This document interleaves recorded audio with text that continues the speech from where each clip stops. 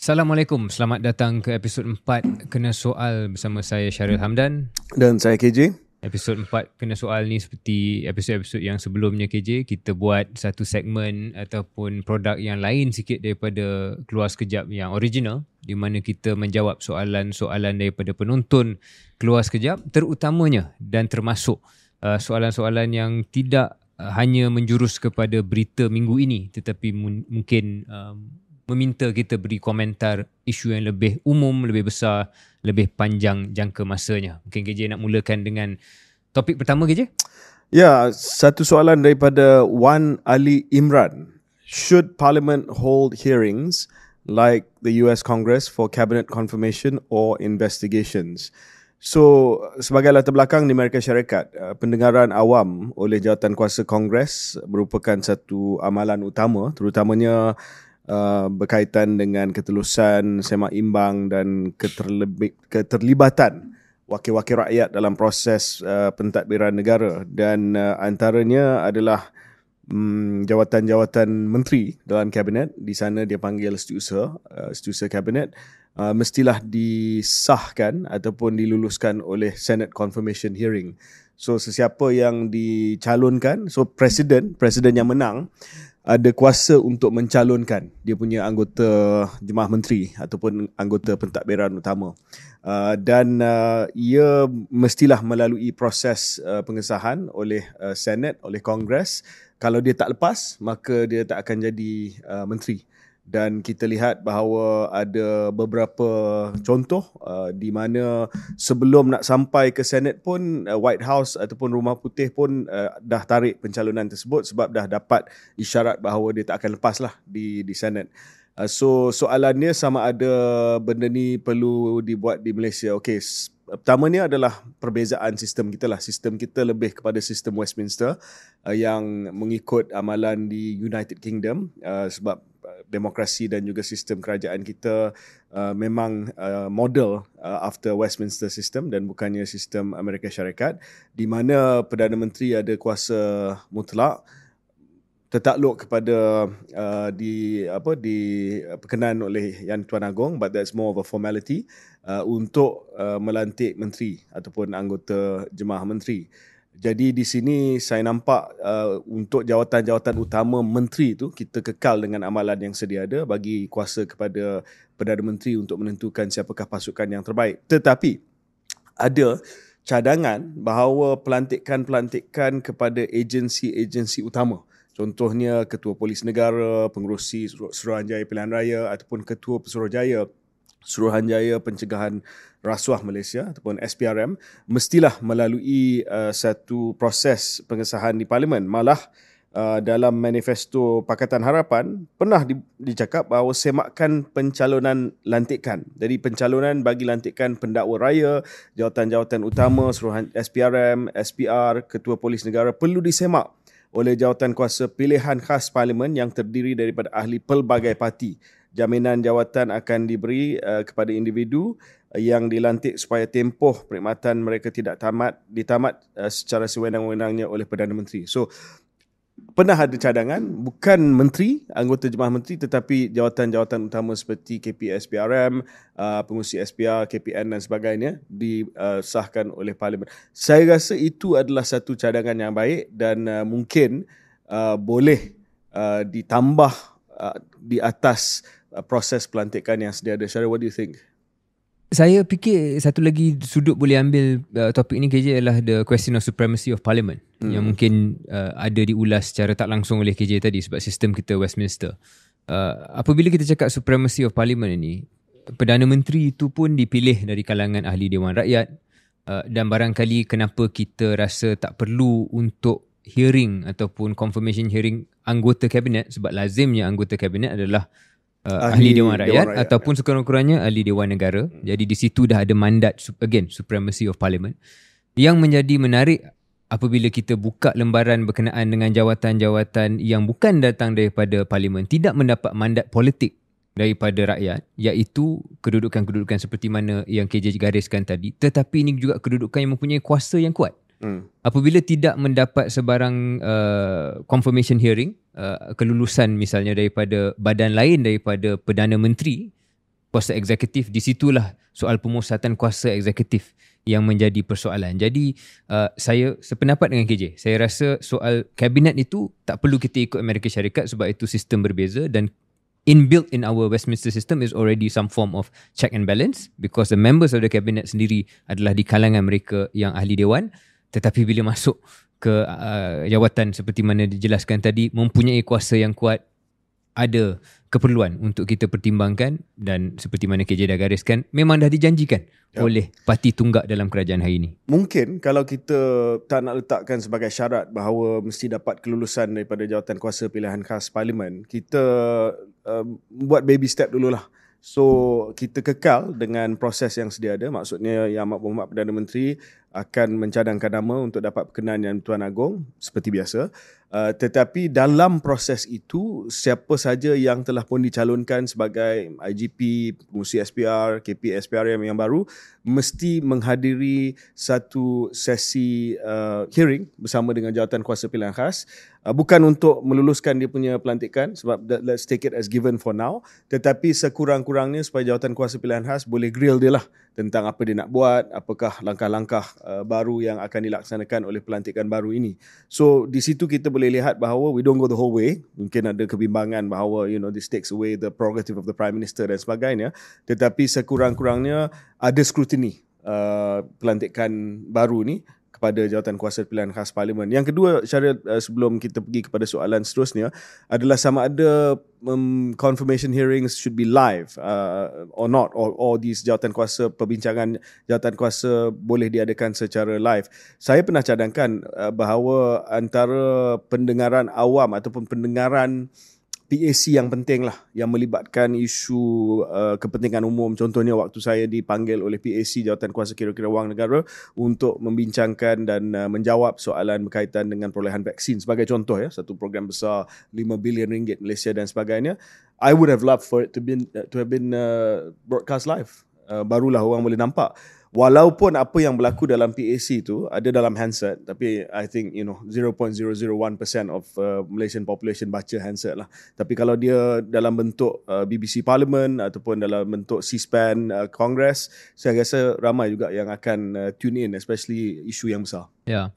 Kalau saya boleh kembali sikit kepada poin asal tadi KJ, selain daripada hearing ataupun scrutiny dalam soal pelantikan, saya rasa tak salah untuk kita fikir sepanjang pemegang jawatan itu memegang jawatan itu boleh saja dipanggil oleh jawatan kuasa pilihan khas dengan lebih regular lah, dengan lebih biasa, supaya benda itu jadi lazim, dan juga boleh ditayangkan di internet, boleh. Sebab kalau nak kata, kadang-kadang saya tengok ada yang khawatir soal rahsia dan sebagainya, boleh pilih lah, the default option sepatutnya boleh tayangkan, kecuali dalam hal-hal yang sensitif, parlimen boleh buat keputusan. Saya bagi contoh yang pengalaman saya. So saya setuju kalau sekiranya sesi saya dengan jawatan kuasa kira-kira wang negara berkaitan dengan vaksin dibuat secara live, tetapi waktu saya tunjuk kontrak itu, saya minta supaya saya tunjuk kepada ahli-ahli jawatan kuasa saja, sebab itu bukan keselamatan negara, itu memang perundangan lah, ada terikat dengan NDA. Ya.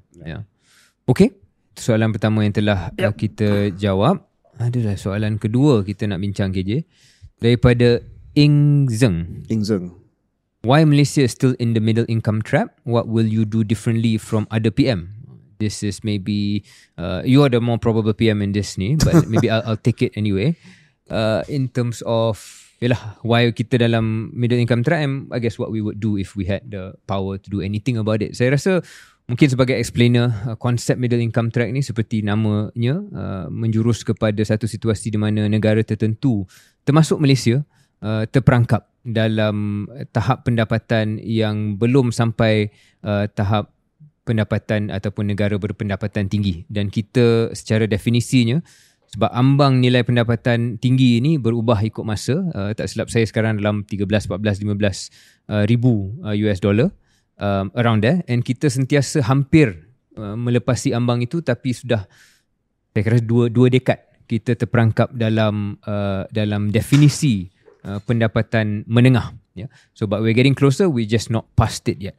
Apa yang menjurus kepada perkara ini? Bila kita bandingkan misalnya dengan negara-negara yang pada satu ketika kita setanding, Korea Selatan, Taiwan misalnya, yang sekarang ini GNI per capita ataupun GDP per capita mereka 3 kali, 4 kali kadang-kadang lebih tinggi daripada Singapura is I think about 4-5 times higher than us income per capita. Asasnya pada pandangan saya, kita kena faham apa asasnya terlebih dahulu sebelum kita tahu apa yang kita boleh nak buat. Untuk saya adalah isunya soal productivity. If I had to drill down on one particular cause of this ataupun the driver is productivity. Di mana kita ada satu situasi di mana productivity kita memang jauh ketinggalan daripada negara-negara yang saya sebut tadi, apatah lagi negara tertentu seperti Amerika Syarikat, Ireland dan sebagainya that have really high productivity numbers. Misalnya GDP output kita per hour worked adalah 3-4 kali lebih kurang ataupun lebih kecil daripada negara-negara tertentu. Saya baca semalam, saya cari angkanya, our GDP per hour worked is around $25. And this is, like I said, 3-4 times lower than some of these high income countries. So that is the mathematical reason untuk saya kenapa kita tak boleh keluar. Pada masa yang sama, bila kita ada productivity yang tidak meningkat seperti mana yang kita harapkan ini, ada satu fenomena yang kalau kita boleh istilahkan sebagai productivity and wage doom loop. Bila productivity rendah, gajinya tidak dapat naik. Pada masa yang sama, ada juga peningkatan productivity tidak disertai dengan peningkatan gaji yang setara. In fact, Bank Negara mengeluarkan satu laporan tempoh hari di mana untuk every $1,000 produced by a Malaysian worker, mereka dibayar 33% kurang daripada pekerja di Amerika Syarikat. So there's a deficit in terms of the wages for every output that is produced. So pihak majikan akan kata productivity tak meningkat, so kita tak bayar gaji yang cukup. Pada masa yang sama ada bukti yang menunjukkan bila productivity meningkat pun gaji tidak naik setimpal. So you have this doom loop yang mana kedua-dua belah equation ini menyebabkan kita berada dalam situasi where there's a wage misalignment and also there's a productivity reduction yang juga akan menurunkan pelaburan dalam otomasi dan sebagainya. Sebab kalau kita sebuah pengilang ataupun kita sebuah syarikat, majikan, kalau dah gaji pekerja rendah, sama ada pekerja tempatan ataupun pekerja migran, kita tidak akan ada insentif untuk menjana ataupun membelanjakan kepada otomasi dan sebagainya. And again, it reduces the productivity growth. On top of that, and perhaps related to that, we have a R&D problem, which I think KJ you are in well positioned to talk a bit more about this selepas ini, di mana as a percentage of kita punya KDNK, our R&D budget is extremely low. I think 1%. So way lower than Singapore, way lower than China, way lower than the Western countries. So you have all of these factors yang membawa kepada produktiviti kita terendah. Okay, soalan asalnya apa yang boleh kita buat, apa yang kita berhasrat nak buat lain. Tak ada masa untuk kita pergi detail, tapi for me the grand idea, if I have one KJ, is menggunakan kecerdasan buatan sebagai kaedah untuk kita leapfrog. So this is the big idea lah, right? Without going to too much details. Bayangkan satu situasi di mana seorang Perdana Menteri, seorang pemimpin boleh menceritakan satu naratif, mengajak rakyat untuk benar-benar embrace kecerdasan buatan. And that means not just the infrastructure layer, bukan hanya kita membelanjakan kepada inovasi tertentu, which of course is a big point. Tapi where I want to spend 1 minute on talking about here, KJ, ialah bagaimana memastikan budaya masyarakat itu juga mesra kecerdasan buatan. We need to have AI fluency all across the board. And right now, just through anecdotal conversations with friends here dekat keluar sekejap, with friends outside, we are far behind. People don't even understand, for example, how powerful AI machines are to our everyday life, apatah lagi dalam sektor pengilangan dan sebagainya. So there needs to be a grand strategy, which maybe we can talk a bit about here or later, tentang kecerdasan buatan menjadi cara untuk kita melonjak and leapfrog the traditional way untuk fix our productivity deficit, which in my mind adalah faktor utama kepada middle income trap. Over to you. Ya, kalau nak tambah sikit lah, ini memerlukan banyak rancangan secara mikro, memerlukan kabinet dan juga seorang Perdana Menteri yang bukan hanya melihat kepada grand strategy, tetapi betul-betul melihat kepada langkah-langkah taktikal yang perlu dibuat pada setiap hari dan setiap minggu untuk memastikan bahawa the building blocks for change happen. So in terms of for instance tripartite negotiation antara kerajaan, majikan dan pekerja.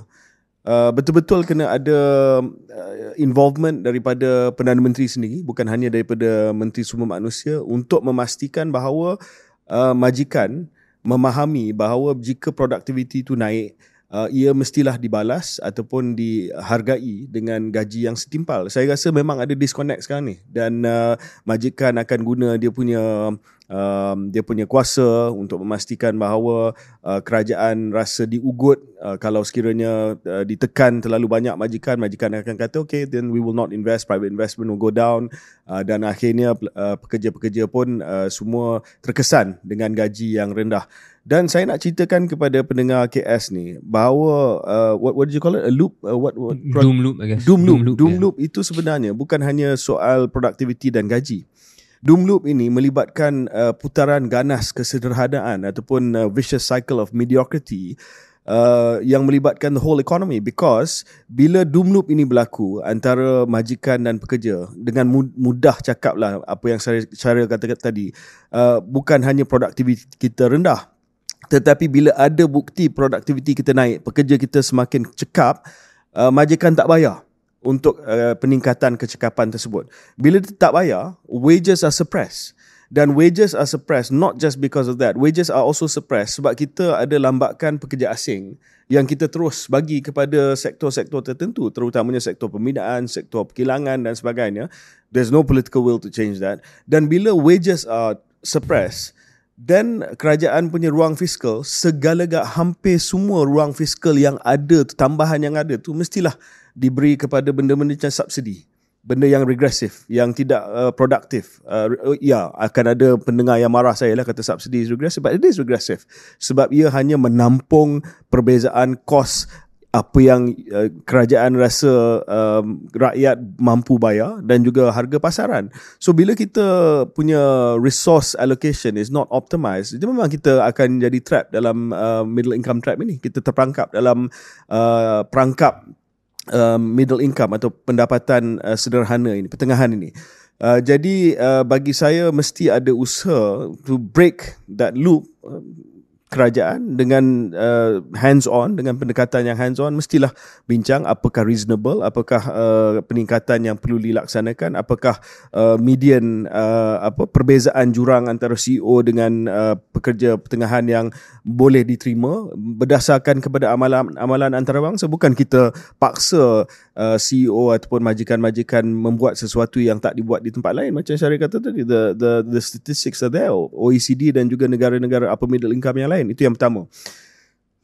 Balik kepada point R&D. R&D memang ada masalah sebab kalau ada pelaburan untuk R&D daripada syarikat-syarikat swasta, is always for process improvement dan bukan product improvement. Itu beza yang besar.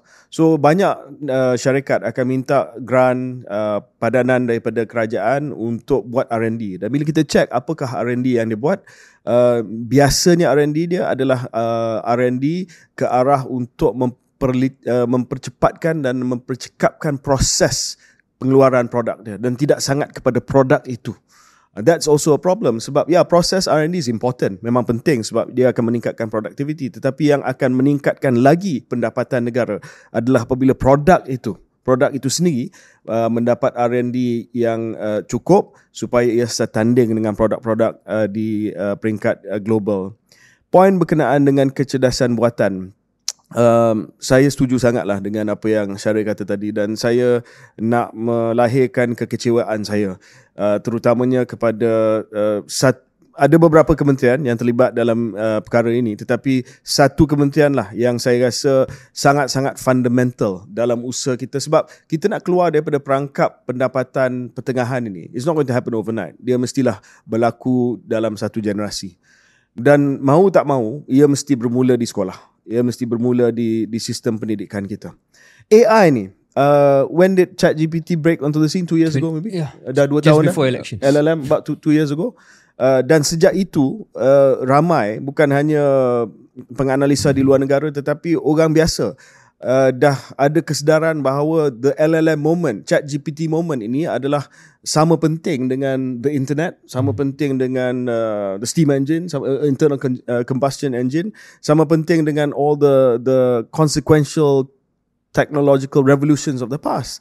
Tetapi sampai hari ini saya tak dengar pun apa-apa daripada Kementerian Pendidikan Malaysia berkenaan dengan, saya check, okay, to be fair, pada March tahun lepas, AI basics to be integrated into primary school curriculum by 2027. Whoopie-doo, man. I mean, kalau itulah the sum total of pemikiran dan leadership yang datang daripada Menteri Pendidikan kita, I think we're in trouble. 2027. 2027. Menteri Pendidikan should be all over kecerdasan buatan.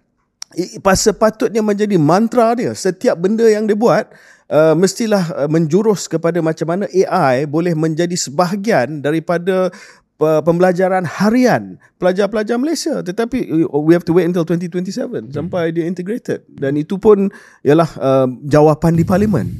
Bukannya ada usaha, bukannya ada inisiatif daripada dia untuk memulakan satu program di Kementerian Pendidikan Malaysia, tetapi ini bagi menjawab soalan Parlimen. So I think we're in trouble. Agree. And mungkin satu hari kita kena cakap long term ataupun sesi yang lebih panjang tentang AI. Just a couple other points, KJ. One is, kita mungkin lupa nak sebut, bila kita cakap tentang productivity pekerja ni, bukan kita cakap kerja malas, bukan kita kata pekerja tak kerja kuat. Ialah output yang dikeluarkan oleh pekerja itu yang biasanya ada kaitan dengan kemahiran dan juga ada kaitan dengan apakah peralatan dan machinery dan the capital. So you can be equally good, but if you don't have the tech, you don't have the capital, and therefore your productivity is reduced. So jangan kita salah faham bahawa pekerja Malaysia tak cukup bagus ataupun malas dan sebagainya. That's not the point of labour productivity. The second point, just to wrap up kecerdasan buatan dan kenapa mungkin kedua-dua kita semangat tentang hal ini.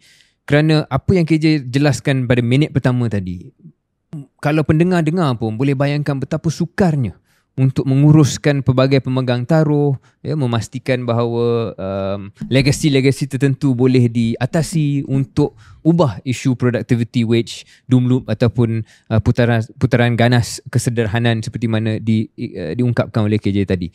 Bukanlah saya kata kecerdasan buatan itu memudahkan, tetapi dia cara lain untuk tackle the problem. You use a normal channel, it's proven to be that maybe our political system is not good enough to do it. Mungkin ada kekangan-kekangan tertentu, tentangan-tentangan tertentu daripada dalam asas ekonomi itu sendiri. Kadang-kadang kita memerlukan suntikan daripada luar ataupun suntikan baru yang mengubah cara kita memikirkan, dan we have this AI moment. I always feel sometimes there's a conflict atau dilema between me, KJ. Adakah Malaysia ni satu negara yang memerlukan idea baru ataupun pelaksanaan lebih baik? Ada kalanya saya fikir actually all the ideas are there, we just need better implementation. There are moments like this one where I feel actually in this case you need a big new idea, and AI is one of those moments that you have. Saya rasa AI punya moment ni adalah justifikasi yang terbaik untuk do things differently. Tetapi malangnya nampak macam tidak peluang ini tidak diambil dengan serius lah. Dan I mean, sometimes I ask myself, maybe we're just not a serious country lah. I mean, Anyway, Praveen Markandu. Do the civil service have too much power? Why does it seem as though reforms are being blocked by the civil service? Ini berkaitan dengan salah satu komen yang saya ada nampak di media sosial. Sebab sekarang ni seperti mana 2 episod yang lepas saya mengungkapkan bahawa kerajaan Madani yang ada pada hari ini sedang melalui tempoh mid-term blues ataupun sedang mengalami tempoh yang hamba lah. Yang biasa ni bukan hanya Madani saja, tetapi mana-mana pentadbiran pada half time, pertengahan masa, dia akan mengalami tempoh yang sedikit hamba lah. Sebab bila start tu memang semua bersemangat, bila dekat pilihan raya semua dah mula tabur janji dan juga tabur macam-macam, tetapi bila in the middle tu dia dah start leka sikit, dah start amalan-amalan yang kurang baik itu dah mula dilihat dan sebagainya. So bila ini berlaku, saya ada nampak di kalangan beberapa boleh dikatakan komen-komen yang menyokong kerajaan ataupun yang nak cari alasan untuk menteri lah Dia kata sebenarnya menteri ni okey, tapi dan jelas menteri tu tak okey sebagai contoh ya. Tetapi ini kerana deep state. Deep state ni penjawat awam. Deep state ni apa? Deep state ni daulah terpendam. Itu apparently the translation lah. Deep state ini seolah-olah ada kebal ataupun ada kartel di kalangan penjawat-penjawat awam, terutamanya di kalangan PTD yang kanan ni, yang memang tak berapa suka kepada Madani ni, dan mereka akan pastikan bahawa segala perubahan yang cuba dibuat oleh kerajaan ataupun di menteri akan gagal, disebabkan penjawat awam tidak akan melaksanakan apa yang telah pun diarahkan.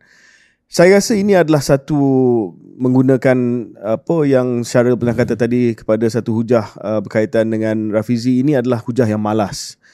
Sebab bagi saya, ya, penjawat awam memang dia ada dia punya pemikiran institusi. Ya, saya tak tolak sebab saya pernah pergi ke menjadi menteri di kementerian, antara kementerian yang paling besar yang mempunyai pandangan institusi yang sangat-sangat kuat, Kementerian Kesihatan Malaysia.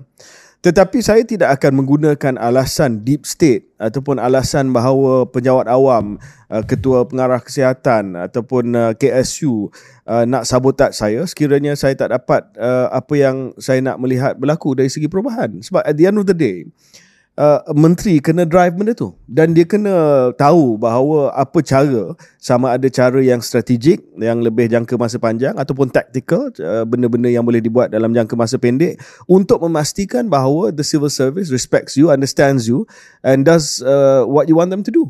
Dan untuk mengatakan bahawa deep state, menteri ni sebenarnya kena sabotaj dan sebagainya, saya rasa itu malas, dan saya rasa itu mencari alasan untuk melindungi menteri kegemaran anda yang sebenarnya tak tahu buat kerja. That's my view lah, Syaril. Because yes, saya tak tolak kemungkinan bahawa ada inertia di kalangan civil service. Of course, civil service dia dah buat benda itu dengan cara yang dia buat selama-lamanya. Tiba-tiba datang seorang menteri dengan semangat transformasi ataupun dengan semangat reformasi. Dia pun kata, pelik lah, tak boleh lah menteri. Kita cakap yes, belakang dia kita buat benda lain. Yes, sometimes it happens. Tetapi menteri yang bagus adalah menteri yang boleh kesan benda tu, dan menteri yang bagus adalah menteri yang boleh memastikan bahawa perkara itu dapat diubah. That's my view.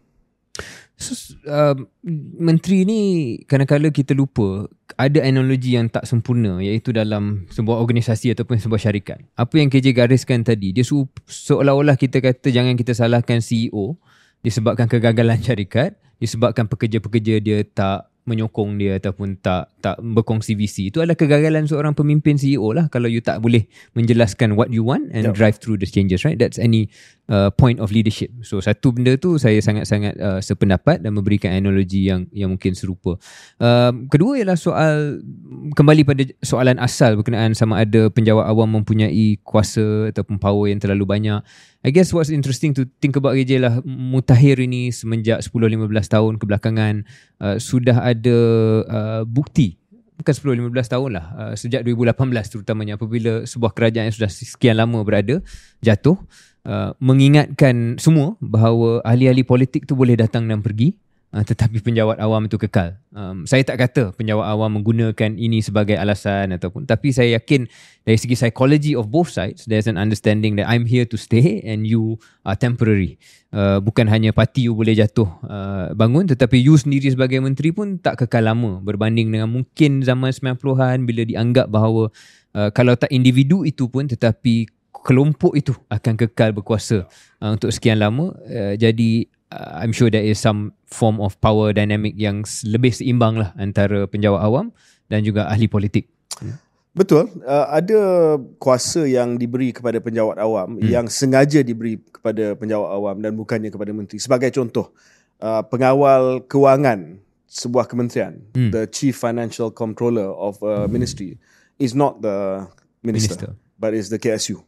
Ketua Setiausaha Kementerian, penjawat awam nombor 1 di kementerian tersebut adalah pengawal pegawai kewangan. Dia yang control, ya. So menentukan tender, menentukan perolehan dan sebagainya is actually the KSU.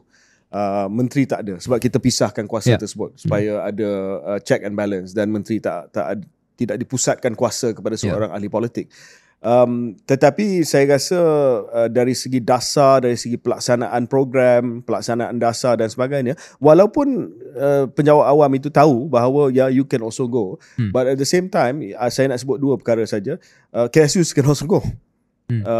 Sebab memang biasa KSU tu tidak akan duduk di satu kementerian lebih daripada 3, 4, 5 tahun. Ya. Dan kedua, saya rasa walaupun ada penjawat-penjawat awam yang mungkin akan delay sehingga dia nampak menteri itu akan pergi, tetapi kalau menteri itu adalah seorang yang cekap dan seorang yang boleh memberi keyakinan kepada penjawat awam bahawa even without me, this is a good policy.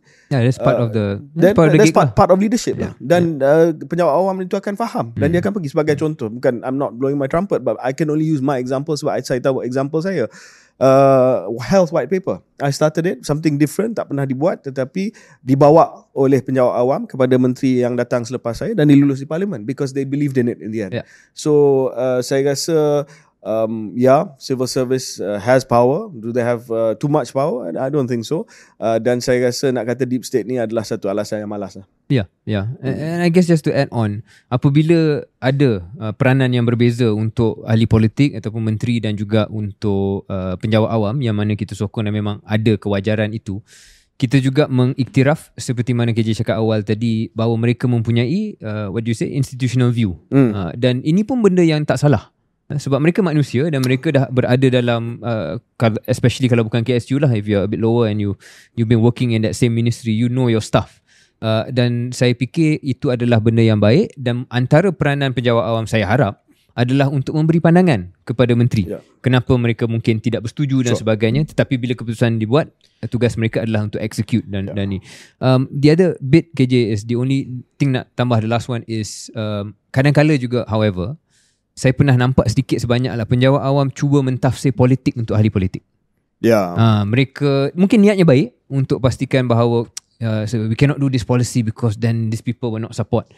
I think leave the politics to the politicians. Tapi well-meaning lah. Well-meaning. Dia bukan sabotage. Ini lebih kepada kerana bila buat macam tu dan perbezaan peranan yang kita nak jaga itu mula kabur. Dan saya rasa perbezaan peranan itu cukup penting. Satu kelompok yang expert, yang dah berada dalam domain itu begitu lama, dan seorang ahli politik yang mempunyai mandat rakyat, masing-masing mempunyai peranan yang berbeza. So let's not confuse or blur the lines too much. Let's make this a bit interesting, Syaril. Which ministry do you think, kementerian mana yang Syaril rasa ada institutional view yang paling keras sekali? KDN. 100%. Saya tahu benda ni sebab saya pernah tengok menteri-menteri KDN lah. Biasanya saya akan tengok sahabat saya dalam jemaah menteri tu, si menteri mana yang boleh impose dia punya view on the kementerian dan menteri mana become native. Maksudnya menteri mana yang ikut kena impose. Dan biasanya menteri KDN ni adalah menteri yang paling kena impose lah. Dia masuk KDN aja dia akan jadi KDN. Dia KDN. Dia bukan mengubah budaya, dia ikut dia budaya akan sedia ada. Dia akan diubah. Ya. Dan mungkin dalam KDN sebab agensi-agensinya bukan agensi yang biasa lah. Agensi yang ada powerful. Dan ada institutional knowledge dan sebagainya. Ataupun semua menteri KDN tu dia hari pertama dia akan ditunjuk kompromat dia. Who knows.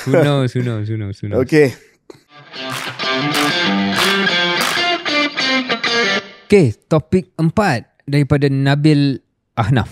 Apa pandangan saudara KJ dan Syaril tentang penubuhan Kelab Remaja PAS Malaysia, KRPM? Satu inisiatif yang saya baca KJ diperkenalkan oleh Dewan Pemuda PAS sebagai sebahagian daripada strategi memperkukuh sokongan parti dalam kalangan generasi muda, khususnya remaja Muslim. Kelab ini menyasarkan remaja dalam lingkungan usia sekolah menengah dan bertujuan membentuk asas kefahaman Islam, semangat perjuangan dakwah serta jati diri kepimpinan Islamiah. So tak adalah terus dia cakap tentang parti politik, tetapi berunsur barangkali ke arah keahlian dalam PAS. Saya tidak begitu arif tentang perkara ini, melainkan saya lihat sekali imbas agak konsisten dengan kaedah tarbiyah PAS seperti mana saya nampak daripada jauh. Dia ada sekolah dia, apa nama sekolah dia kerja? Pasti. Tadika dia, sorry. And then dia memang betul-betul bertapak dalam community dan dia menjadi entire life affiliation. That's your Central Casting PAS member, right? Dia ada whole of life affiliation. Dia bukan satu keahlian yang you datang pada umur dewasa, tukar masuk keluar dan sebagainya. It's really part of your identity, lebih besar barangkali daripada keahlian ataupun identiti orang lain dalam parti-parti yang lain. Ya, saya memilih soalan ni Syaril sebab macam Syaril kata tadilah, ini bukan soal sangat berkenaan dengan penubuhan klub remaja PAS Malaysia, tetapi ini lebih kepada soalan ketaatan dan minta maaf lah, ketaksuban kepada identiti parti yang saya agak risau. Kita tak boleh halang PAS untuk cuba melebarkan market dia. Tetapi ia membangkitkan satu isu yang sangat-sangat penting untuk kita bincang. Sebab parti lain tak buat, tapi PAS buat. Kita tak boleh menghalang PAS buat. Dia buat pasti. Dia buat klub remaja, dia buat dia punya gerakan mahasiswa Islam di universiti tempatan, universiti luar negara pun kita tahu mereka sangat aktif di sana dengan grup usrah dia, dengan program dia dan sebagainya. Dan PAS sekarang ni dia bukan hanya gerakan politik untuk orang dewasa, dan dia bukan hanya cradle to grave, Syaril. Dia cradle to akhirat. Dia cradle tu akhirat sebab dia cradle lahir je, lepas tu masuk pasti, lepas tu klub remaja PAS, lepas tu masuk Hizbi ataupun apa-apa gerakan di mahasiswa. Dia grave, dia jaga sampai usia tua, dan akhirat dia janji akhirat juga.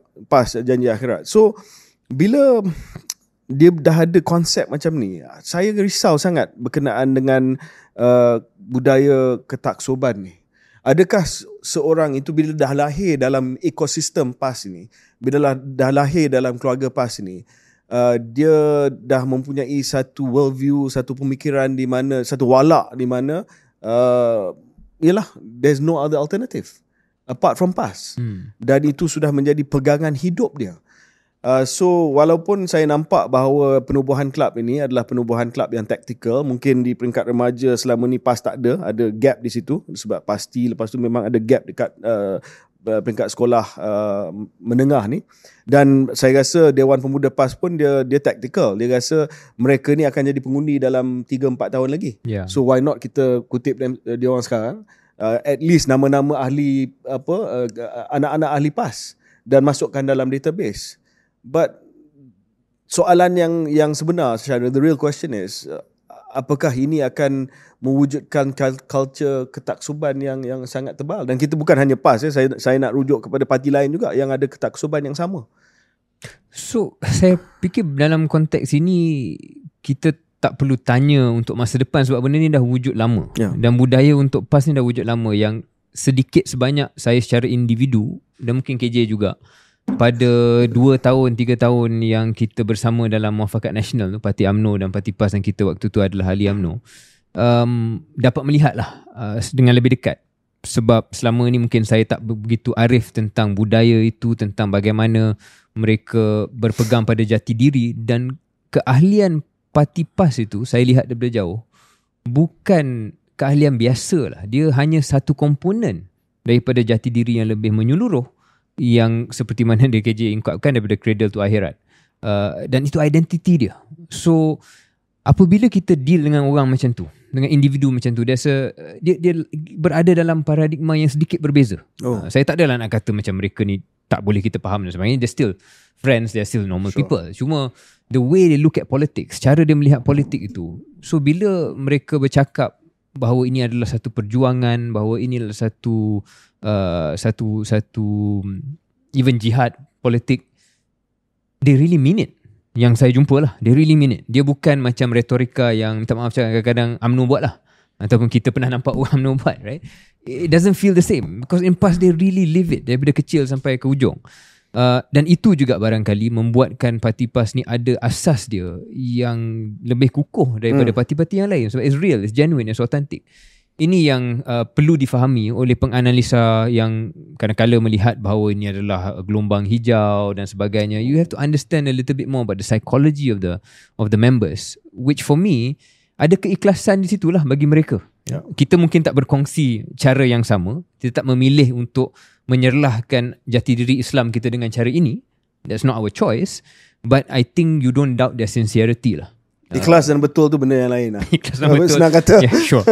Cara yang kita rasa tepat dan tepat, okay, tu boleh kita perbahaskan. Tapi keikhlasan tu lebih tinggi lah daripada keahlian parti-parti yang lain. And maybe that's also why you don't see them jumping around much. Right? Kecuali perpecahan amanah tu mungkin once a while, but usually party members jumping tidak. Dan juga mencerminkan bagaimana walak mereka dengan pemimpin dan presiden mereka. Again, going back to the MN days, bila kita lihat ceramah bersama dan sebagainya, the level of respect yang diberikan bukan respect politik. Dia punya hormat kepada Tuan Guru Haji Hadi itu pada satu tahap yang berbeza berbanding dengan ahli UMNO yang nak mempamerkan respect mereka pada Zaid Hamidi. The respect is a different kind of adulation.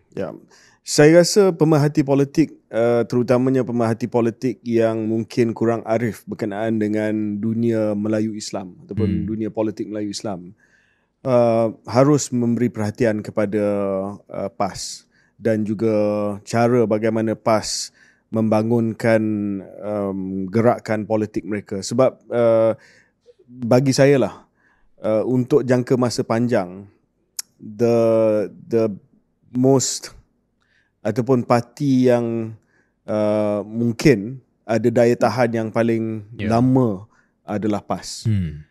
Dan ini bukan unik kepada parti Islam se-Malaysia. Ini adalah satu fenomena yang sinonim dengan gerakan Islam politik di mana-mana. Betul. Sebab mereka punya horizon bukan the next election. Mereka punya horizon akhirat tau. So in the end they will win. In the end they will win. Sebab dia akan they'll keep on going. They'll keep on going. Dan market dia orang, the market dia orang pada zaman katalah pasang surut kan, pada zaman yang low ada tide, juga, still ada juga. That 30% will always be there. Significant minority at least. Dan bila ada backlash terhadap mainstream party ataupun parti yang dianggap sekular, benda tu akan naik sampai 60%. Macam kita lihat 2 tahun lepas pada pilihan raya negeri.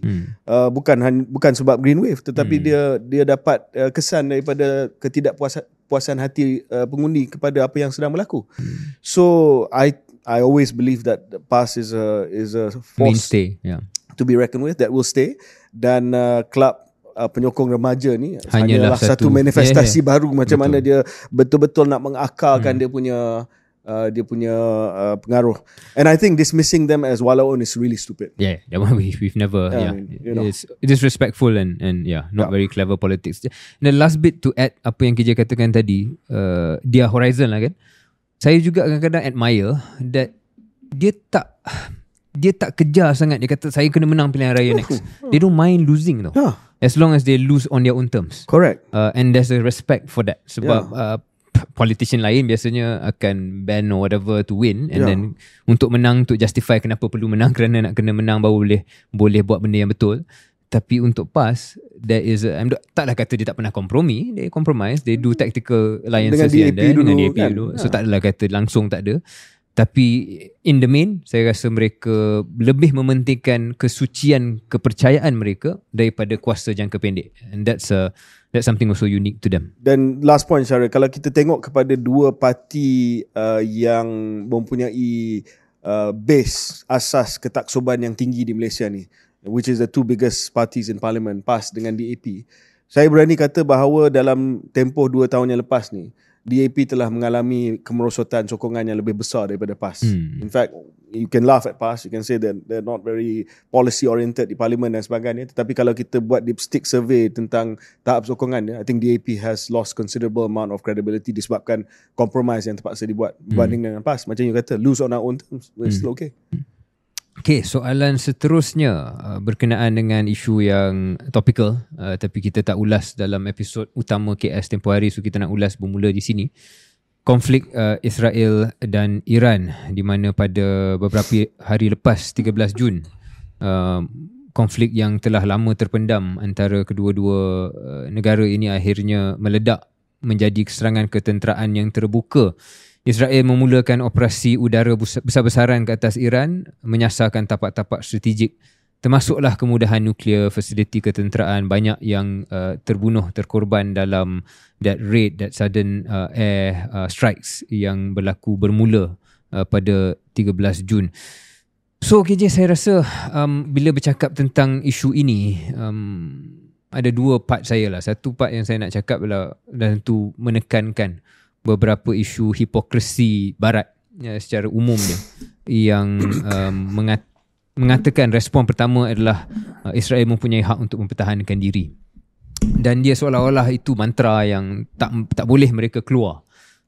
Dan itu juga respon yang berlaku setiap kali apa-apa lembaran baru konflik dimulakan oleh Israel sendiri. Dia akan cakap this is part of its right to self-defense.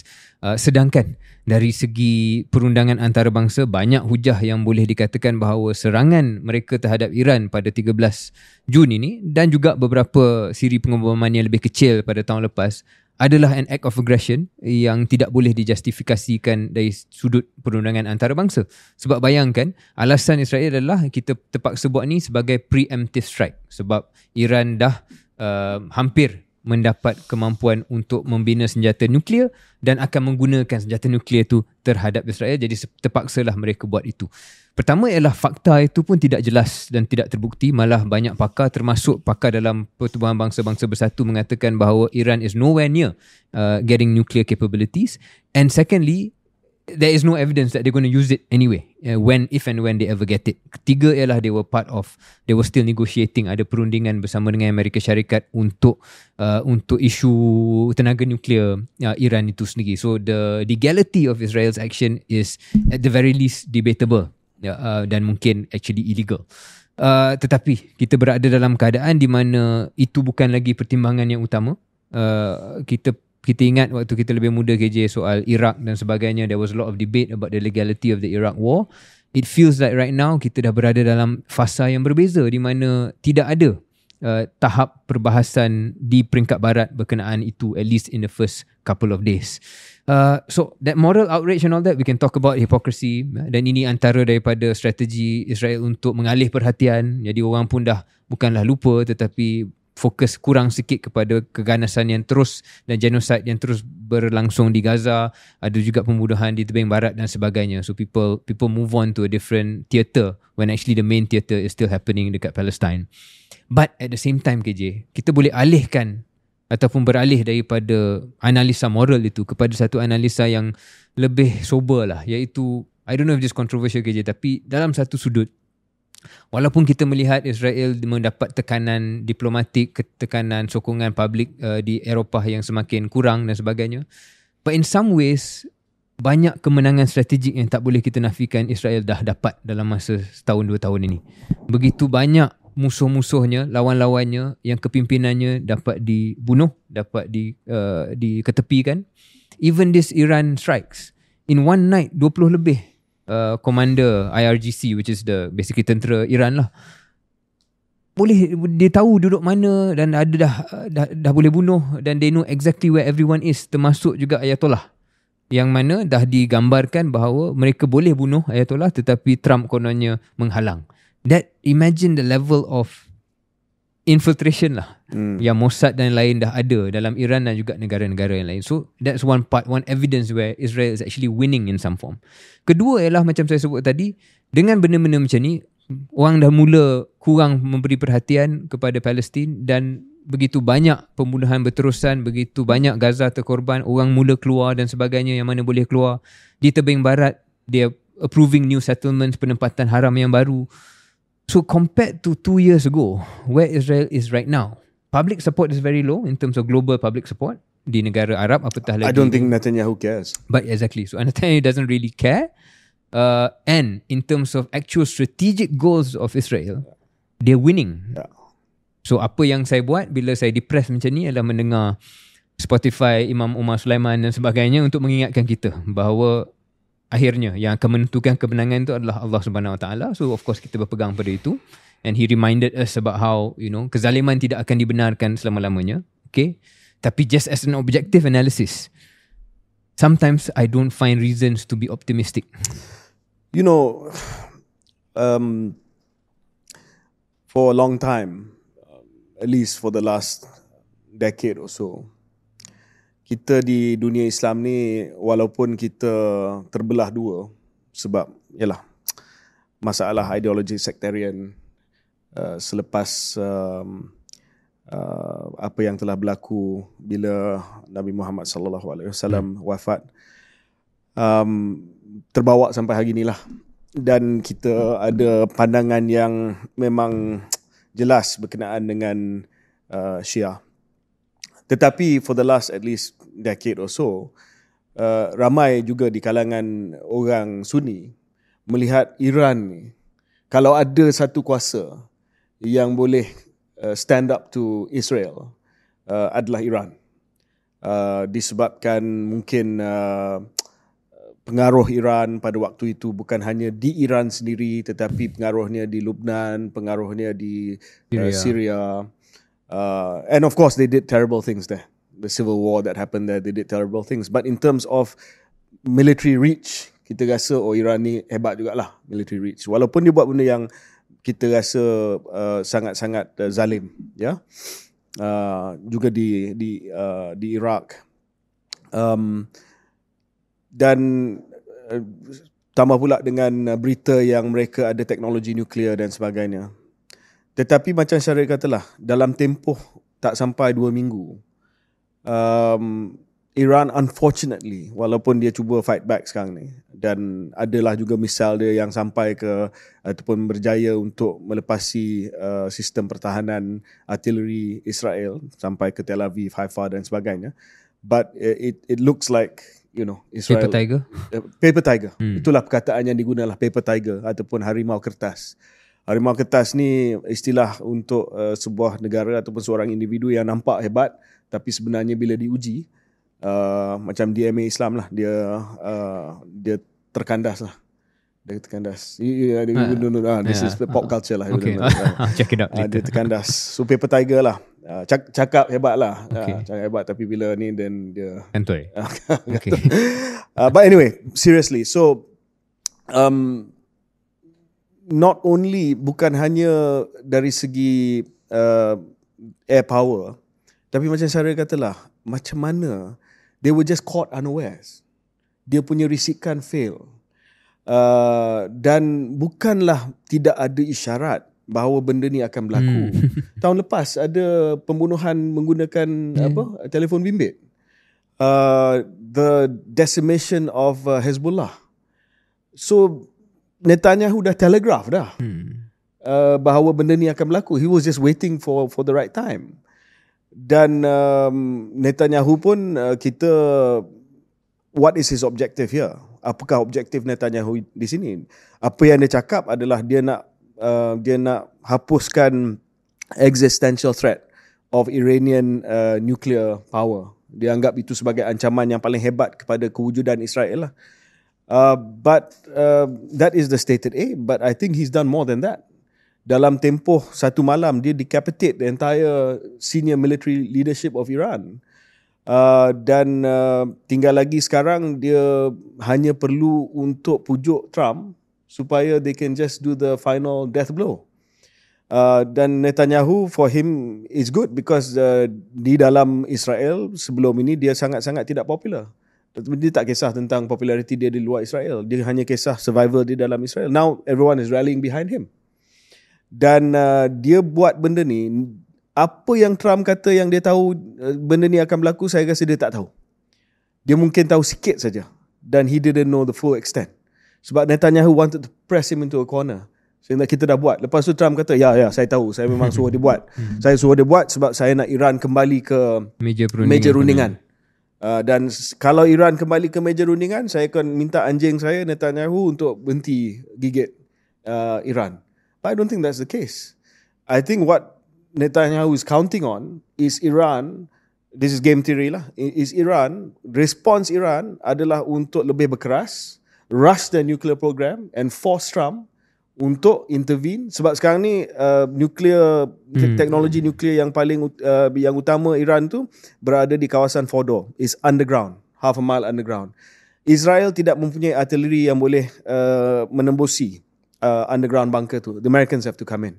So what Netanyahu is nudging America to come in to bomb the bunkers dekat Fordo and for regime change. I think that's what Netanyahu is counting on. So of course yang kita paling khawatir ialah Gaza, Palestin, dan juga kematian mana-mana civilian adalah benda yang kita nak elak. Why I worry I guess is bila kalau dapatlah kejatuhan rejim Iran ini, satu ialah instability that happens there, tapi ia memperkuat lagi tangan Israel untuk meneruskan kekejaman di Palestin. And that's basically how I link the two. Of course like you say, kita punya hubungan dengan Iran ni agak complicated. And that's not to say that kita tak bersedih apabila orang mati dan sebagainya. Whoever is civilians who die, and we think that's unfortunate or not unfortunate, that's sad and we don't want that to happen. Tapi the main play here is adakah Israel akan lebih kuat dari segi kedudukan politik dan military dia yang membuatkan dia mampu untuk meluaskan penempatan so that's what we worry, right? So we may not have loved Iran, but at least that was a check. And now it seems like Hezbollah as a check is gone, Iran as a check is gone. Impunity, itu perkataan yang datang ke minda yang mampu untuk menamatkan projek Zionist itself, which is to dan kalau cleanse dan take over. Kita lihat kepada negara-negara teluk yang lain, mereka Arab Saudi sebagai contoh keluarkan kenyataan bahawa mereka kecam serangan terhadap Iran dan sebagainya. Tetapi kita kena ingat bahawa mereka juga sedang melihat benda ni sebagai spectator, dia tak akan ambil bahagian.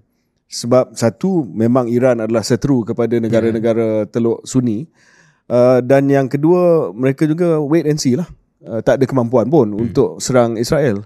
So jawapan kepada Syaril, apa gamble yang telah dibuat oleh Netanyahu ni, kalau sekiranya Iran tak boleh dengan kadar yang cepat mendapat senjata nuklear dan buat nuclear option lah, nuclear strike, then it's more or less end game untuk kuasa-kuasa Islam di kawasan Middle East, which is sadly probably the right decision for him.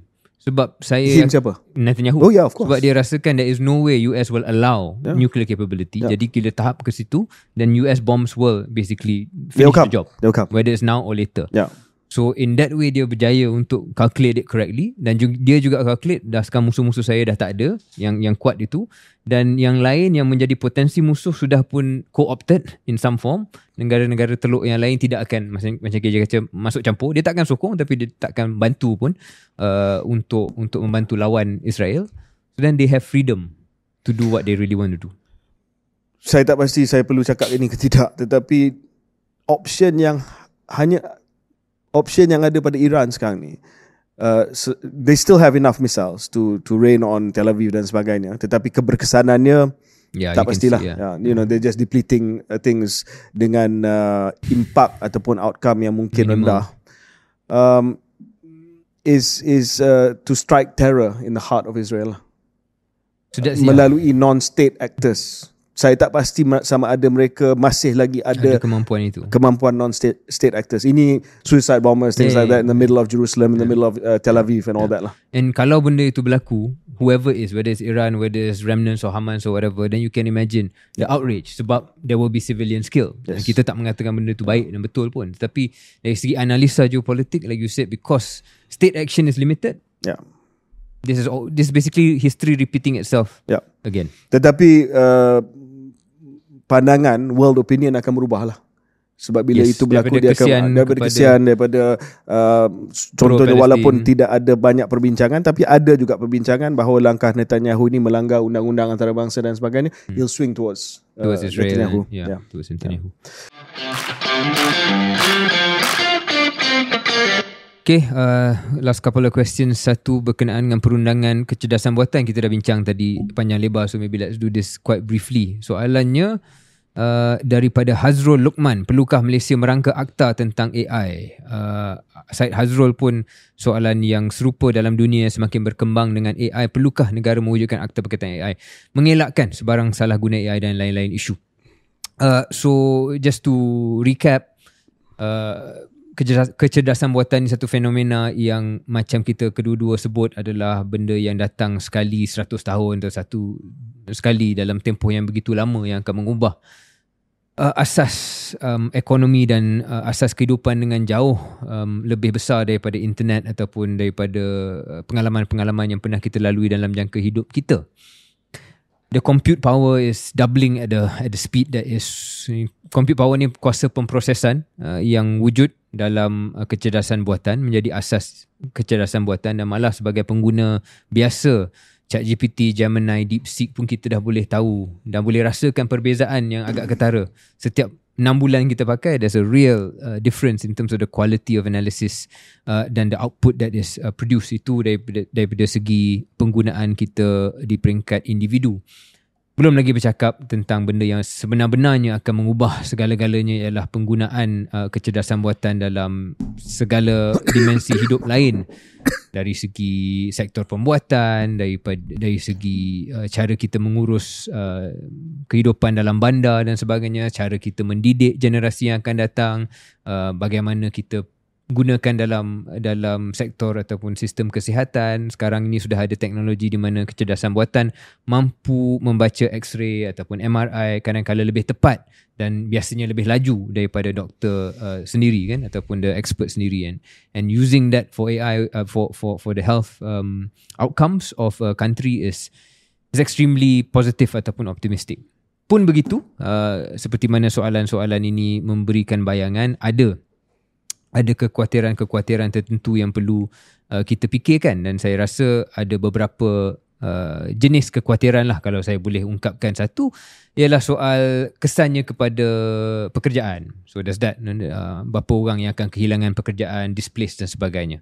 Kedua, kalau kita boleh ungkapkan, mungkin kekhawatiran dari segi privacy dan diskriminasi yang mungkin akan wujud apabila large language models ini boleh akses data-data tanpa izin kita dan menyalahgunakan atau menyalah tafsirkan data itu kepada satu outcome ataupun output yang melanggar ataupun tak selari dengan nilai dan budaya kita. Misalnya lah, katakanlah kecerdasan buatan itu mendapat data tertentu dan digunakan untuk menentukan siapa yang dapat subsidi, siapa yang dapat bantuan, siapa yang patut dapat diluluskan pinjaman dan sebagainya, dan mungkin dalam proses itu ada diskriminasi berdasarkan kaum, diskriminasi berdasarkan geografi. These are things yang boleh transfer the human discrimination into a machine-based discrimination yang mungkin lebih teruk lagi. So that's that second part, privacy discrimination.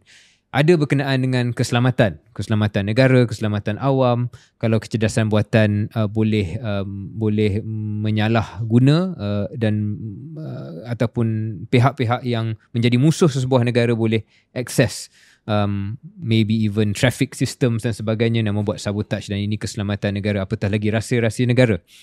Keempat adalah yang bagi saya existential threat lah, which is the Terminator threat. Okay. Yeah. So let's say lah kita ada 4 kategori ancaman-ancaman ataupun risiko AI tu. Kita juga perlu sedar apakah yang boleh sebenarnya dibuat oleh kerangka perundangan sesebuah negara dan apa yang memerlukan kerangka perundangan dan persetujuan antarabangsa. Saya fikir dalam hal AI ni, it's like climate change lah. A lot of it has to be global. Tak bermaksud, dan menjurus pada soalan, tak bermaksud sesebuah negara tak boleh ada satu kerangka. Dan bagi saya, kerangka AI in Malaysia ni, pertama is facilitative. Sebab macam saya sebut dalam jawapan awal tadi, saya adalah penyokong kecerdasan buatan untuk melonjakkan productivity. So let's not be too negative on it. Let's help facilitate. Tetapi where we put guardrails ataupun kita letakkan had-had tertentu berkaitan dengan penggunaan data, berkenaan dengan data sovereignty, berkenaan dengan bagaimana kita nak pastikan bahawa kita ada risk-based approach. Di sini saya suka dengan mengambil ilham Kesatuan Eropah yang mempunyai EU AI Act. I don't know how familiar you are with KJ, but there are some bits where I think the approach I like, risk-based approach lah. So dia kata, okay, kita tahu bahawa teknologi ni akan evolve, tetapi kita nak buat satu we make a call, apakah jenis risiko yang boleh kita terima, yang mana kita tak boleh terima. Misalnya, risiko penggunaan AI untuk social profiling. So that we will never allow. So dah ada dalam EU AI, something like that. So dan risiko yang kita boleh terima dan kita perlu kawal selia, penggunaan dalam perbankan dan sebagainya. So we can accept that, but this is a yellow zone. a green zone yang we don't have to worry so much about, dan biarlah sektor swasta buat apa saja yang mereka mahukan lebih kurang. Contoh chatbots. So chatbots ni you nak regulate apa, biarlah. Kalau AirAsia ke siapa-siapa nak buat dia punya chatbots, we don't have to regulate that use of AI so much. So mungkin itu kerangka yang perlu kita buat dalam kecerdasan, dalam kerangka perundangan AI kita, where again facilitative, and then we have a risk-based approach on what we can accept and what we cannot accept. Last thing is to remind people, there's already dah kerangka penggunaan AI dalam Malaysia, cuma ia bukan lagi menjadi satu akta. So akta mungkin memperkukuhkan guideline yang sedia ada. Saya harap mempunyai unsur-unsur yang saya sebut tadi, dan juga data privacy. Ya, mungkin kalau nak tambah sikit dengan real world example, kalau kita nak tahu tentang penggunaan harian dan bagaimana undang-undang AI ni boleh melindungi kita ataupun meletakkan guardrails kepada teknologi kecerdasan buatan ni. So sebagai contoh, keselamatan dan risiko. Bukan risk-based approach, tetapi lebih kepada pengawal selian risiko dalam satu aplikasi tertentu. So sebagai contoh, kenderaan AI, autonomous vehicle, mestilah memenuhi kriteria yang sangat stringent dari segi safety sebelum dibenarkan oleh JPJ ataupun SPAT ataupun mana-mana agensi dapat roadworthiness ataupun dapat lesen, dapat diberikan lesen. So that's an example of how safety regulation mestilah mengambil kira pembangunan ataupun perkembangan dalam AI. Yang kedua adalah ketelusan. Kalau sekiranya ada orang yang mohon mendapat pekerjaan, tetapi pekerjaan itu diproses oleh AI dan dia tak dapat pekerjaan tersebut, dia mestilah dimaklumkan bahawa you were actually processed through an algorithm, dan orang itu memang ada hak untuk dapat ketelusan bahawa CV dia telah pun ditapis oleh AI, dan itulah disebabkan dia tak dapat kerja tersebut. Data protection and privacy, so sekiranya kita nak menggunakan sebagai contoh facial recognition, mesti ada clear legal basis di mana kita boleh guna facial recognition, ataupun kalau PDRM nak guna facial recognition untuk semua CCTV, mestilah ada undang-undang yang jelas yang membolehkan ia buat begitu. Kalau tak, kita bagi blanket approval kepada facial recognition, not just to PDRM, to anybody, then dia tak ada legal basis and consent lah. Rakyat mesti bagi consent. So the other one is of course liability. Macam Syaril kata tadi, sekarang ni AI digunakan di hospital. Katalah AI buat diagnosis dan diagnosis itu salah. Siapa yang liable? Adakah hospital yang liable? Adakah doktor yang liable, yang sign off kepada AI yang liable? Ataupun adakah developer AI yang liable? So again, that's something. And then what you mentioned just now lah, dari segi bias. Kadang-kadang AI ni dia berat sebelah. Bukan sebab dia berat sebelah dia ada prejudice, tetapi oleh kerana data yang diberikan kepada dia mendorongkan AI itu membuat pilihan yang berat sebelah kepada one race ataupun one gender ataupun one age group. So kita kena pastikan bahawa algoritma ni dapat didedahkan supaya tidak ada bias. Tu saya rasa banyak orang dah cakap pasal benda ni. The other one is intellectual property, Syaril. Kalau kita buat AI created painting, siapa yang ada copyright tersebut? Adakah orang yang buat prompt tu yang dapat copyright? Ataupun adakah the LLM? No, this is a serious question, because if you really want to embrace AI, the line between original work and AI enhanced work is going to be blurred. Dan kita admit benda ni, everyone is using it every day. Yes. Right? So it's blurred. So who owns that copyright? Adakah the guy who prompted it owns the copyright? The guy who publishes it yang own the copyright? Ataupun the developer, ChatGPT, OpenAI yang own the copyright? So ini antara benda-benda yang saya rasa mesti kita fikirlah. I like your approach in terms of risk-based approach, tapi the other approach is the specific things, and then you build, you work backwards, dan kita merangkakan satu undang-undang yang boleh mengambil kira semua kes-kes macam ni. So, apa yang KJ tambah daripada poin saya, ketelusan, so transparency, and then liability lah. Yeah. Right. So that's why we need an act, bukan hanya guideline. Yep. So mungkin dua soalan lagi. Soalan Al Syafiq 22, perhaps off topic sir, but what's your go-to fragrance? Jadi kita nak guna peluang ini untuk mungkin bagi gambaran sikit. Gambaran. Sikit.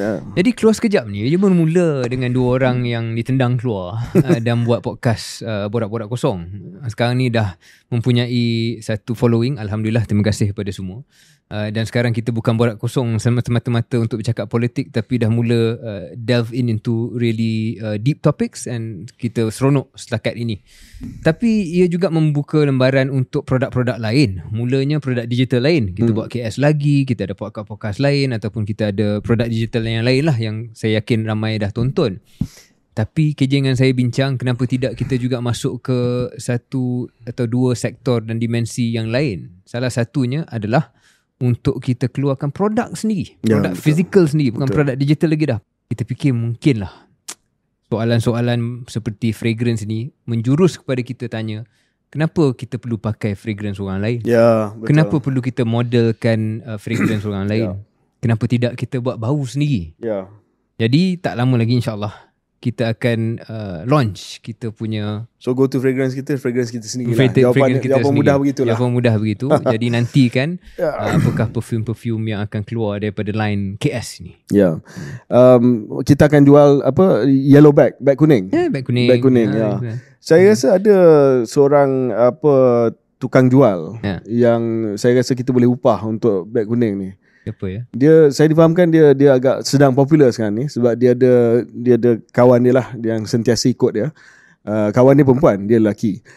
Dan dia pun dia bukan macam kita, dia tak keluar habis, dia keluar setengah. Dia masih di parlimen lah. Oh ya. Mungkin kita boleh ambil dia sebagai tapi rasa je nak ke ataupun dia akan curi idea kita dan buat fragrance dia sendiri? Ataupun dia dah keluar fragrance dia sendiri kot. Mungkin kita yang curi idea. Kita curi idea dia. Tak apa. Kita menjadi pesaing. Keluar setengah. Ya, keluar setengah. Okay, last one. I am 100116. Will KL Podfest be making a comeback? It will be.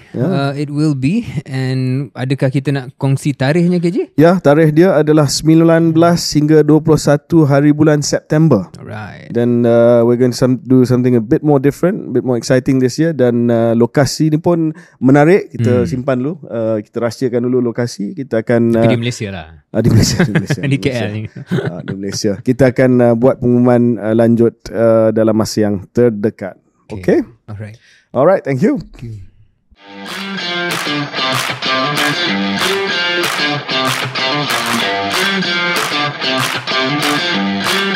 you.